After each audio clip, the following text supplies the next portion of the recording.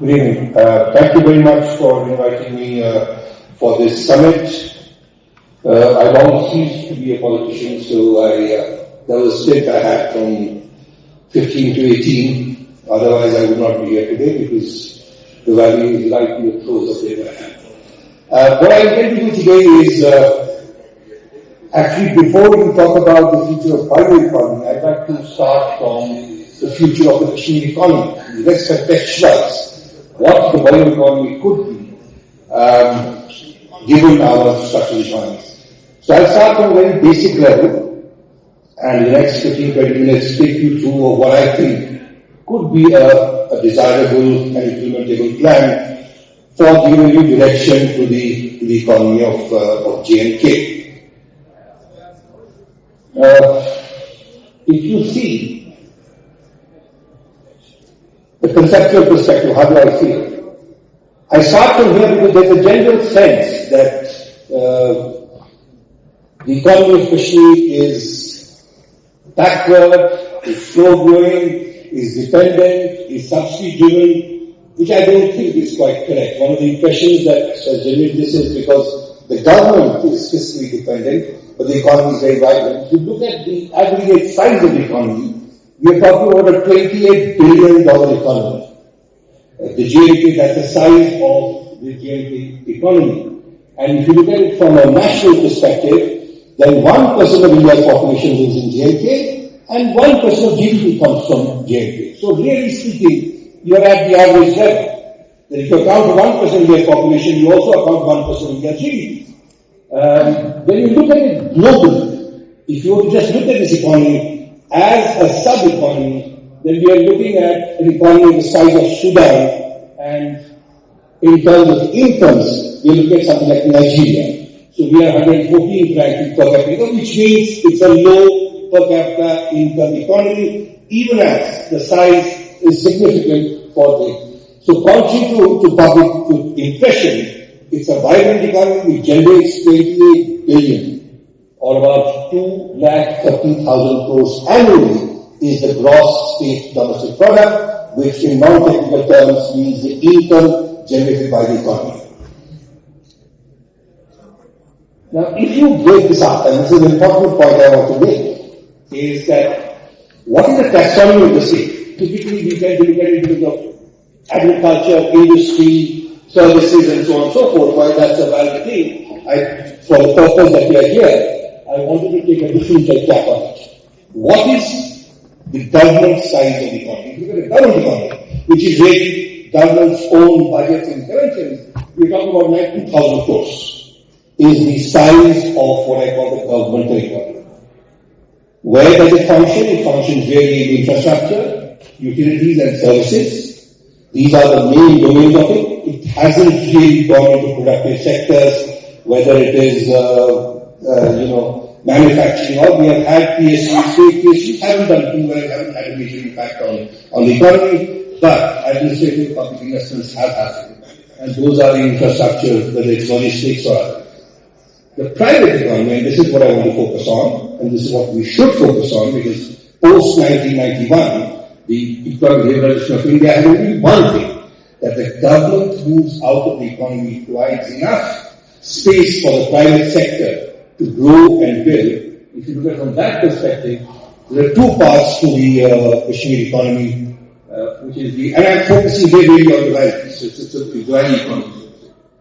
Private economy is artisanal, which is household crafts that we are very, very well known for.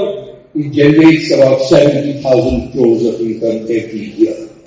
So that's the size of the artisanal thing. It's in horticulture and crafts are two major parts of the economy. When you look at the other part, which is the formal enterprises, then it's about 68,000 crores, resource-based, commercial. We have some basic utilities, cement, because of the resources that we have, and some amount of agricultural infrastructure. So the sectoral mix that you have today is something that the world is moving towards. The world is moving towards a shared economy where governments provide infrastructure and private sector does the investments in these, which there are leverage, the infrastructure is leveraged by the private sector to be able to generate a vibrant economy. Now from here, if you look at the artisanal part of it, the private economy, I'm moving from there to what I call the creative economy.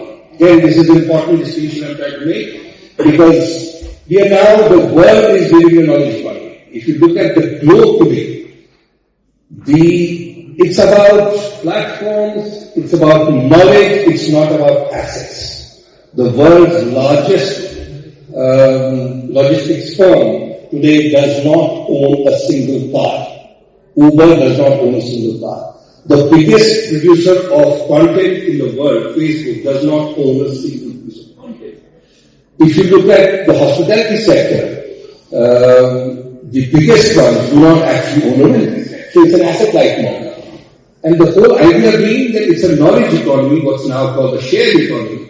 And while the world is discovering it, the global creative economy is about 0.5 to about 7%. If you look at the total, the world, the incomes generated by the creative knowledge economy, though are expected to grow at 35 to 40% per annum, today contribute at best 7% of the GDP and employment about 12%. When you look at Kashmir, 25 to 30% already is generated by the creative economy. So when a country sets a target of saying by 2030, 2050, I want to achieve 15% through knowledge economy because it's a sustainable economy, J&K is pretty much sitting on 25 to 30% of it and can go to 60-70%. Now that's an important point to realize that we are way ahead for a change in the curve of moving towards sustainable economy. And while the normal employment levels are less than 1%, at best 12%, already the J&K economy is being about 18% in creative and knowledge industries. And I kind of emphasize the point that don't see these crafts as being household enterprises. They are knowledge industries. They have huge intangible assets, whether it's in the design, its creativity, its scale, all of it is something which is equivalent to a service sector in software. Now, an IT guy can have a software code. I'm sure, our own guys who are doing whether it's Starbucks or whatever, do have a Tali, which is, I think, a basic form of software notation. So the point really being that it is traditionally, Kashmir economy is traditionally an eco-economy with sustainable processes, practices and products. If anything, over the last 50 years, a sustainable economy has been converted into an unsustainable economy. That's been the contribution of, and I'm not talking about any particular government, I'm saying over the last the developmental policy of the state has never realized the kind of structural economy that one is faced with. Now, so this is what we have, the first part. The second part is what we need in terms of development policy. So over the last 70 years, I was saying, the development strategy has been to make an export-oriented, import-intensive economy into an import-dependent, subsidized industry economy. Why? I still haven't been able to figure out. I was just telling Professor Sharma that I realized yesterday night, while I was kind of trying to put this together, that I spent 30 years in some form or other associated with J&K economy. I came here in 1996 as a part of the Goodwill Committee. Then been involved since then, but somehow or the other, I'm not able to see why this has happened and what could be the reasons for not being able to see the potential and the direction of the economy. For the next 10 years, what I think we should do is to focus in transforming the traditional artisanal economy into a modern ESG ecosystem. I think that's where sustainability will drive us. There's enough to learn from the rest of the world on how to make a traditional economy sustainable. The Scandinavian countries like Finland, Norway, Sweden, largely primary economies have done that brilliantly. Today you can see that their net carbon emissions zero, and they're now getting into Western Europe to change that part. So what we need to do is to do this, to convert a traditional sustainable economy, to a modern environment, social and governance model of economy, which is today the buzzword. ESG is the biggest thing that's happening in the world today. We need to curate investments, look at specific investments that we want, not what is available to us from investors. And then also try and see what are our resource endowments. I think that's where the vision and the vista of development policy in JK should be. When you go down deeper into this and see how does this work, we don't need, unlike in the past, you don't need factories, you don't need capital, you don't need assets. That's the big thing today in the world is, it's not, the new growth is happening from asset-light, knowledge-based production. It's not about building big factories, getting big corporates, polluting the environment. No, that's not where the world is headed. Financing investments, again, they have been traditionally used to debt. There is absolutely no equity in the system. Equity as an instrument of financing growth has not taken root in J&K. You are completely dependent on debt, and that could get from a particular institution, for instance, the J&K Bank. 70% of debt comes from debt. There is no equity. If you see the world, how the world has moved, particularly in the startups ecosystem, it's all about equity, whether it's private, whether it's venture, different forms. But the key is participation. It's not about giving debt and then paying interest to banks. It's about participation in the form of equity. Again, in 70 years of its growth and whatever else, and a $28 billion economy, you'll be surprised to know that there's only one listed company out of JNK, which is the JNK Bank, 1996. There's not a single instrument. There's one listed company in the Union Exchange, which has come up from Jammu, it's a nice colleague in Sarveshwar, but otherwise we have why are we not accessing public markets? That's something that's a question that the researchers must ask, be it in fields of agriculture or industry or services. The size of these enterprises has to grow to be able to access public markets. Having said that, my own preference today, for the state government that we are in, we should not look at public markets. We should look at private markets. And private markets, again, are private equity markets. You have venture capital, all these guys who are coming in, bringing in not just the money, but also the expertise of how to build an organization, how to wrap it up, how to scale it up. I think that's an important element we need to focus on, saying we should not look at public markets. This is not a scale for the next 5 years. Let's focus on private markets. Let's go and understand what these markets are like, and from there then bring in the required capital for economic growth to happen. Then what kind of, if there's an investor, we keep talking about, I had started this business. As I said, in 96, I have myself bought illustrious ranging from Narayan Murthy to Azim Premji to Mr. Tata to Anand Mahindra to anybody, brought them to JNK, please invest. Last 70 years, nobody invested. 1964, the first time, an investment was made in Chinab Textile Mills in Jammu, which is still surviving, perhaps the largest provider of private employment. Yes. Private Indian corporate investment has not happened. For a variety of reasons, I can explain those reasons. It's about lack of infrastructure.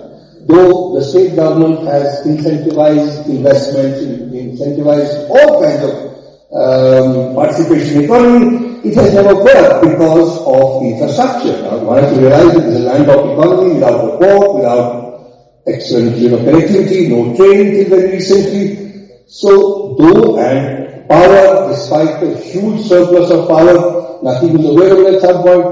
So all these are important elements. Plus, of course, there has been a huge risk between 1990, which was the most unfortunate thing is when the Indian economy opened up in 1991, and globalization, when you got foreign capital in the country, by then Milton's had set in Kashmir, so it lost two crucial decades from 90 to 2020, which is when the rest of the country kind of grew at a much faster rate. So those are important aspects. But what kind of, currently, for the next 5 years, what is the profile of investor that we want? Personally, I think the local capital needs to be given much more preference than national capital. It will take a while for national capital to come, invest, and then grow. Local capital has done businesses, whether it's in hospitality or even basic goods manufacturing like cement. There have been large enterprises. They have not grown to the extent that they ought to have, but there are a variety of reasons as to why that has not happened and how can we make that. Second, financing capital against industrial capital. It's important again, it's a subset of what you would say the equity versus debt. You do not want industrial capital. There's a whole lot of capital as in money available, which is finance capital. There's no ownership required there. It's just an investment for which you can return. And those investments we have not been able to track. So a distinction between finance capital and industrial capital is important. Plus, if you see how China has grown, how large parts of India have grown, how Kerala has grown, is largely on high net worth diaspora of the region. So one must track, one must look at the raising capital, getting investment, which are not just financial investments, but also emotional equity investments of non-resident Kashmiris who are all over the world, the diaspora, they invest in their homeland. That's how Kerala has done very well. It became a heritage project at some point, but now it's moved into a situation where the NRKs are investing. A large part of non-resident Indians have invested huge amounts of money in the rest of the country, depending on, so one should look at that as another part of the investment profile. Now, what should be my investment philosophy? Again, going to go forward, investment must be aligned to my national endowments. Now, my biggest issue has been that we have never aligned our development policy to what we have, both in terms of natural resources or in terms of human endowments. Investment mix has been in line with the structure of the economy, not because something is available and it gets incentivized to come here. What we need is a structure of the economy, not a way of finance. You get green infrastructure, green investments, green financing, that's the global thing. And why we're doing this, please keep in mind what are the global trends. There are three basic global trends today. Decarbonization, which is about sustainability. So let's look at, we have set a target nationally for ourselves by 2050 net carbon emission zero.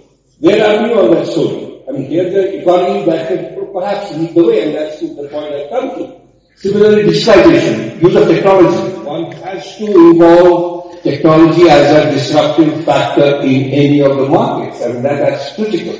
Whether it's crafts, whether it's finance, whether it's horticulture, a revolution is going in the valley on horticulture. So I see that SKUAST has played a significant role in terms of rolling out the high density orchards, and while we were at yields of about 11 tons per hectare, we are today looking at yields of about 25, 26 tons per hectare. That's a doubling of the thing, which itself would mean that you can double your SDPR company. Now, from there, if you see starting with the economy, came to the artisanal part, and then looked at it in terms of how does one now get a vision for the bioeconomy, which is what we must do. So this is my main point that I want to emphasize today, is that Kashmir can become the ESG capital of India. As simple as that. And this can be done next 5 years or 3 years. It is ideally positioned to be the first environment, sustainable, social and governance economy of India. Why? Because the structure of the local economy is conducive for that. It is artisanal and plantation sector. Both. One actually is non-polluting totally, very organic, we say, but the plantation sector does generate the oxygen to reduce the carbon emissions, and the more the plantation sector, the better it is for sustainability. Second, you have a huge creative resource pool. The tangible assets are there, and there are intangible knowledge assets. Some work has been done, some interesting work has been done in places like CBI, who have done design manual, who have collected the designs, and all those assets which are today, historically, as we say in Kashmir, silver seeds should be formalized. Somewhere it must be digitized, somewhere it must be decentralized. It should be available, and then it should be mapped with technology, so that while we create a super uber luxury units which are handmade for a vast variety The same could be machine made, and there should no conflict in that. And that's true. Let's say if you go to a place like Belgium, you will see the hand-woven Belgian base is $100. A machine Belgian base is for $2. So to each his own. You can still have a carpet that is machine made. You can still have a carpet that is handmade, and the prices are very different. So it depends on the appetite. You need to build that kind of brand. Now, none of these intangible assets are even recognized, let alone digitized and then leveraged. Because if you have these assets, which are intangible assets, you leverage them, you can see a new growth story emerge, and that's where the bioeconomy should be positioned. It's not about so much about agrarian or non-agrarian, but the processes, the resource endowments of the system that we have, collect them, create a biorepository of all these, and then start building up on the bioeconomy. Now, the obvious thing that if, the kind of forest cover that we have at 1.25% under forest cover, then your natural hedge against the emission is there. So ESG model, the real point being that for policymakers, if I look at something like Maharashtra or perhaps something in Orissa, you would have to actually superimpose a different developmental model. In Kashmir, you don't have to do that.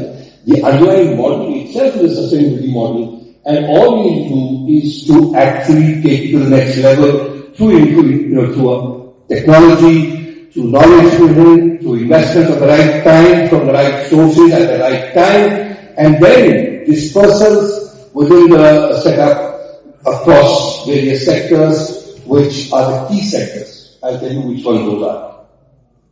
Now, if you look at the sustainability matrix, 55.2% geographical area, where do you find this? It's a natural biodiversity, economy, environmental, energy, renewable energy potential, 14,000 megawatts. Ever since I was a student, I've been hearing this. We are not exploiting, that doesn't matter. Potential does exist. Literacy rate, 68.7, better than national average. Life expectancy birth, better than national average. Infant mortality, better than national average. Unemployment rate, high.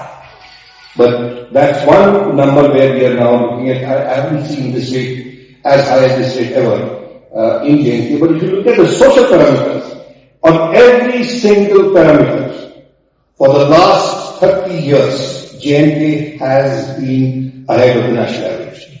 And this is largely because of one factor. I keep saying this. It's largely because of one policy decision that the government took way back in 1948 to do the big estates Land Abolition Act, the land reforms. Unprecedented land reforms. They brought in equity into the market, it became a guiding system. It was not just the asset markets, it was the debt market that were restructured, and post that, a large part of the horticulture also emerged from those measures. That has been the strength of the JK economy, and has provided the kind of social base that is today required to transition it into an ESG system. Now these are the sweet spots that you have: horticulture, organic farming, handicraft, biotechnology. These are really what one should be focusing on. With their tree drivers, whether it's apple or it's other plantation crops. The fact that these are the sweet spots that will provide the driving for the ESG community. And if I go to look at the three sectors, I'll talk about the three sectors because they're critical for our understanding of it, and I'll keep the industrial part completely out of it. One subset, large chunk of the ESG economy will be artisanal economy. Now what is it? It's an alternative to mass production. It's an alternative to conventional wage employment. It's self-employment. This is an alternative model. And it's characterized by what? By a skill of craftsmanship. You can customize it. That's what today any high-end that is offering you is customized there. Today not mass production. And then most important, cultural preservation. And the identity of Kashmir is linked to that. They are not artisans, they are artists in some way. And they produce the kind of stuff that is heritage is made of. There's again no indication, it's a direct bond between market, maker and buyer, and look here, what you could do is to scale up this entire process through internet. How one can leverage internet to do the marketing for this, which otherwise has been very, very targeted restricted. The small scale operations, non-polluting, household, and then of course resource efficient practices, which have been what we could build, to how we build them, through technology, digital platforms, blockchains, data analytics, model management. I for long have been saying that why am I doing MBA in finance when there's only one JNK bank and 5 others to employ people? I should be doing MBA in craft management. I should be doing MBA in horticulture management. I should not be doing, not that much to doing, but very few people should be doing that because the EBITDA is much less. If you look at the JNK economy, there are 14 lakh enterprises, employing 28 lakh people, which means every enterprise on average is 2 people, mom and pop. If I can scale up from 2 to 4, you have doubled the employment and 18% unemployment exist. But it's an issue today not of employment, but of employability. If a $28 billion economy is unable to absorb people, it is because the structure is wrong. And we need to provide employability to our people for what is required in the system, rather than follow mindlessly what is being done elsewhere. Similarly, there is no credit linkage. None of the artisans have access to credit markets. Why? Let us give them access to credit markets. Design inputs. CBI did a wonderful job. Design inputs, modern inputs, those kind of stuff, if you're able to do, that would change the entire game in terms of the artisan economy. And today, we are doing $150 million of exports, 1,200 crores.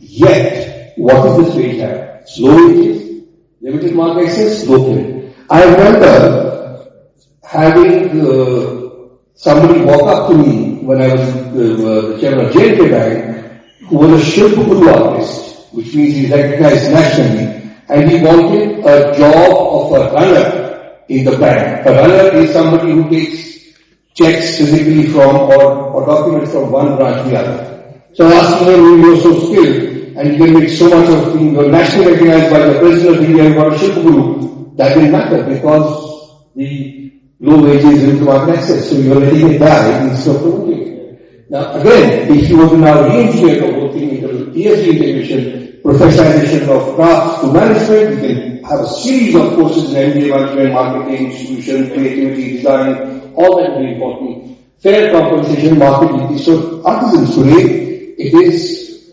the inventory in the shops you can see is what pros and pros. The intermediary makes the money, not the artisan. So, and most of all, again, something I was very keen on when I was in government, I was doing culture, that can we do something for cultural preservation of these and make sure that these are organic digits. Have a small initiative of GI tagging done with the help of CBI, and we have done some seed funding of that in the initial days in 2007-2008. Is a 25% improvement in the realization of prices. So a small initiative like GI tagging makes such a lot of difference. Is able to revolutionize the entire growth story of Kashmir. If you look at horticulture, amazing story.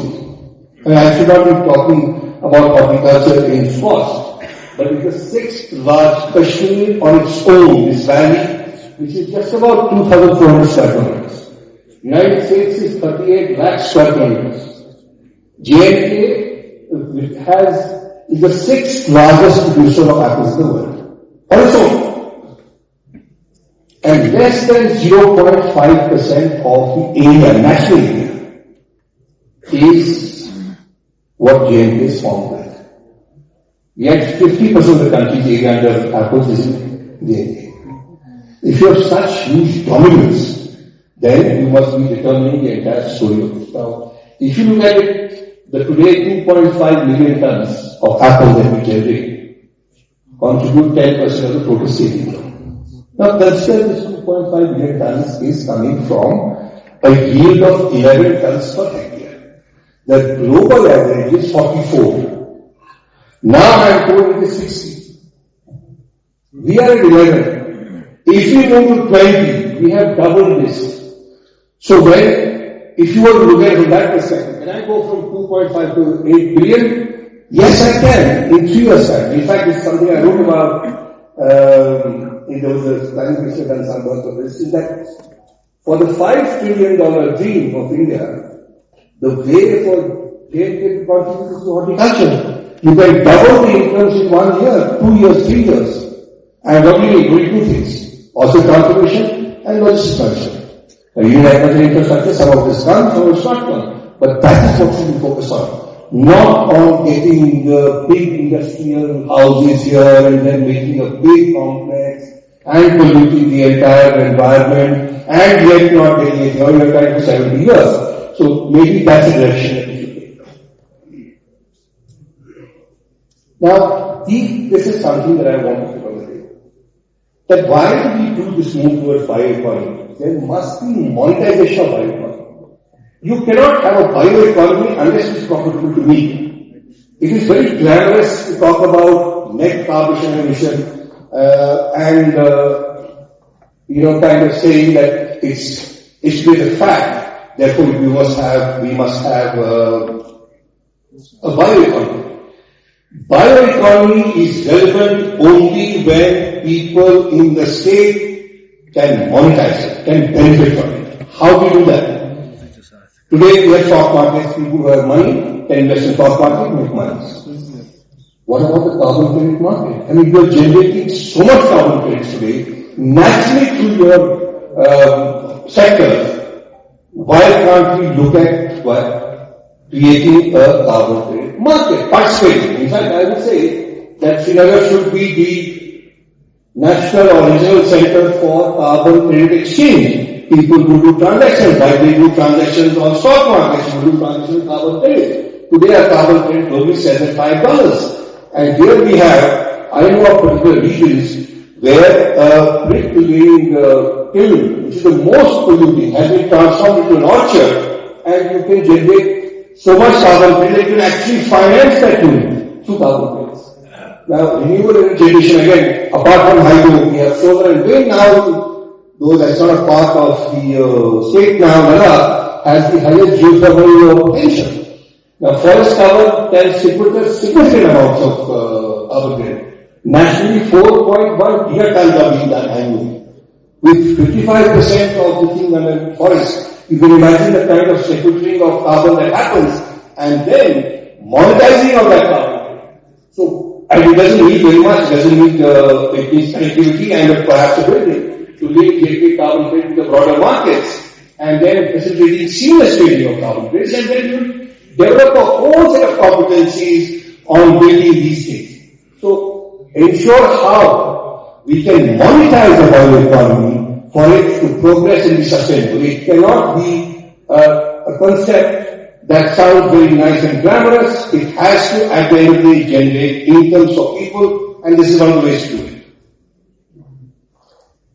The second option, which I think is very critical for our understanding, is futures and option market. One of the biggest problems with JMK economy has been, it's a high risk economy. When I was saying that the India need doesn't come here, it's not that there is an issue.